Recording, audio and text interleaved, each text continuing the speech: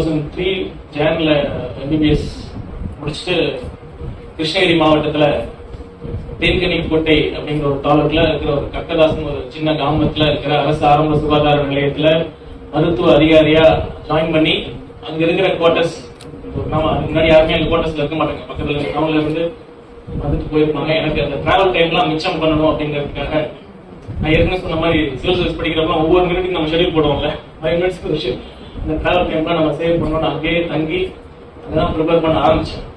அந்த டைம்ல பிரதர் சொன்ன மாதிரி டெல்லி தான் பெரிய சென்டர்ஸ் தான் இங்க சென்னையில இருந்தது. ஒரு சிலர் இருந்தது, நான் ரொம்ப சிவில் சர்வீஸ்னாவே டெல்லி தான் அப்படிங்கிற நிலைமை இருந்தது. நான் அங்க தங்கி படிக்கிறப்போ அந்த வில்லேஜ்ல எனக்கு நியூஸ் பேப்பர் பஸ்ல தான் வரும். பஸ்ல இருந்து தேன்கனிக்கோட்டையில இருந்து 10 மணிக்கு தான் பஸ்ல கொடுத்து அனுப்புவாங்க. அதே மாதிரி என்னோட நைட் டின்னரும் பக்கத்து அங்க சின்ன கிராமத்துல நைட் ஹோட்டல்லாம் கிடையாது, 6 மணிக்கே எழுத்து மூடிடுவாங்க. பக்கத்து டவுன்ல இருந்து டின்னரை கொடுத்து அனுப்புவாங்க. என்னோட ஹாஸ்பிட்டல் ஒர்க்கர் தான் அந்த நைட் 9 மணிக்கு பஸ்ல இருந்து வாங்கிட்டு வருவாங்க. நிறைய டைம் அவர் மறந்து இருக்காரு, அதனால சாப்பிடாமலாம் இருந்து அந்த எக்ஸாம் படித்த அந்த நினைவுகள் நினைக்கிறப்ப உண்மையுமே ரொம்ப சுகமா இருக்கு. அப்படி படிக்க ஆரம்பிச்சோம். நம்ம அவர் சொன்ன மாதிரி நிறைய கைடன்ஸ், எஸ்பெஷலி நம்ம கிராமப்புறத்துல இருந்து தமிழ் மீடியம்ல படிச்ச மாணவர்களுக்கு நிறைய சரியான வழிகாட்டுதல் இல்லாம நிறைய பேர் கஷ்டப்பட்டிருக்காங்க. நான் பாத்தீங்கன்னா என்னோட options first civil service exam applications பாக்குறப்ப என்னென்ன ஆப்ஷன்ஸ் இருக்குன்னு பாக்குறப்ப மெடிக்கல் சயின்ஸ் இருந்தது. நான் சரி நம்ம மெடிசன் ஆச்சு, டாக்டர் ஆச்சு இருக்குன்னு டக்கு உடனே அதை ஃபர்ஸ்ட் ஆப்ஷனா செலக்ட் பண்ணிட்டேன். I have no regrets. But ஆனா அதோட இன்னும் ஈஸியர் ஆப்ஷன்லாம் இருந்திருக்கு. ஏன்னா என்னோட அனுபவத்துல பாத்தீங்கன்னா என்னோட நான் 4 அட்டெம்ப்ட்ஸ் பண்ணிருந்தா ஒவ்வொரு அட்டெம்ப்ட்லயும் என்னோட 70% ஆஃப் டைம் அந்த ஒரு ஆப்ஷனுக்கு மட்டும்தான் செலவாச்சு. ஏன்னா அவ்வளவு பெரிய வாஸ்ட், மேபி என்னோட மெத்தட் ஆஃப் ரீடிங் அப்படியே என்னமோ தெரியல. ஏன்னா that's vast, fully facts based. இப்போ பப்ளிக் அட்மினிஸ்ட்ரேஷன், இன்னொரு ஆப்ஷன் என்னோட சைக்காலஜி, அதெல்லாம் ஒரு தடவை படிச்சுட்டா ஓரளவுக்கு நம்ம ஐடியா எழுதிடலாம். ஆனா இது ஒவ்வொரு தடவையும் நம்ம படிக்கணும்.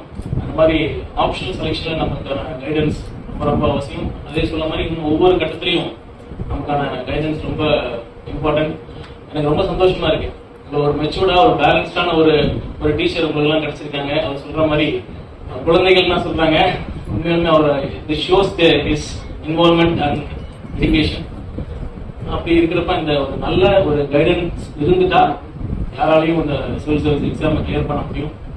இதுக்கு எப்படி சிவில் சர்வீஸ் எக்ஸாம் எப்படி கிளியர் பண்றதுங்கிற ஒரு செஷனா நான் மாற்ற விரும்பல. ஒன்னே ஒண்ணுதான் நான் சொல்லிக்கிறேன், சிவில் சர்வீஸா இருந்தாலும் சரி, எஜுகேஷனா இருந்தாலும் சரி, ஸ்போர்ட்ஸா இருந்தாலும் சரி, ஜெயிக்கிறதுக்கு சக்சஸ் பண்ணலாம்னா ஃபர்ஸ்ட் சொன்ன மாதிரி வேல்யூஸ் நான் என்னோட சின்சியரா நான் பிலீவ் பண்றேன். ஐடென்டிட்டியே எப்பயுமே நீங்க இழக்கக்கூடாது, நீங்களா தான் இருக்கணும். நான் சின்ன வயசுல இருந்து என்னோட பிரேயர் ஸ்டார்ட் இருந்துச்சு.